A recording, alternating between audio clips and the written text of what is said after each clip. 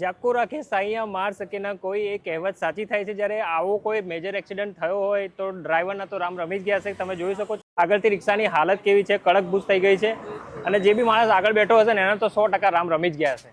હા મિત્રો, આપણી પાસે આ જે રિક્ષા છે જે એક્સિડન્ટ થયો છે એના ડ્રાઈવર આપણી પાસે અત્યારે મોજૂદ છે. સર, શું થયું તો જણાવો મને કે એક્સિડન્ટ કેવી રીતે થયો અને કેવી રીતે તમારો બચાવ થયો? આમ આપણે 12,000 જતેલો રસ્તામાં ગાય આવી ગઈ, બચાવવાના ચક્કરમાં ઈસરમાં આવી ગઈ તો બધે પબ્લિકો કાઢે બધા બહાર. તો સારું હતું કે આની પેનર થોડીક મજબૂત હતી તો થોડું બચાવ થઈ ગયો.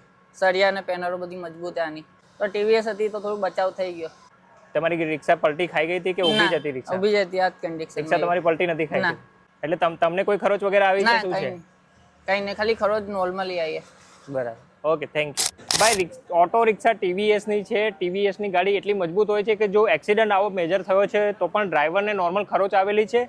અને તમે જોઈ શકો છો કે પેસેન્જર કેબિનમાં કોઈ પ્રોબ્લેમ નથી આવ્યો. પેસેન્જર કેબિન એમની એમ છે, ખાલી એની જે પેનલ છે એ જસ્ટ એને હુડ હલી ગયું છે. બાકી પેસેન્જર કેબિનમાં કોઈ બી વ્યક્તિ બેઠો હોત તો પણ એનો આબાદ બચાવ થઈ જતો. તો મિત્રો, તમે ટીવીએસની ઓટો રિક્ષાની મજબૂતી તો જોઈ જ લીધી હશે. તો જો તમને પણ આવી ઓટો રિક્ષા લેવી છે તો આજે જ વિઝિટ કરો ટીવીએસ ભાસ્કરના શોરૂમની. તેમની બધી ડિટેલ્સ સ્ક્રીન પર આપેલી છે.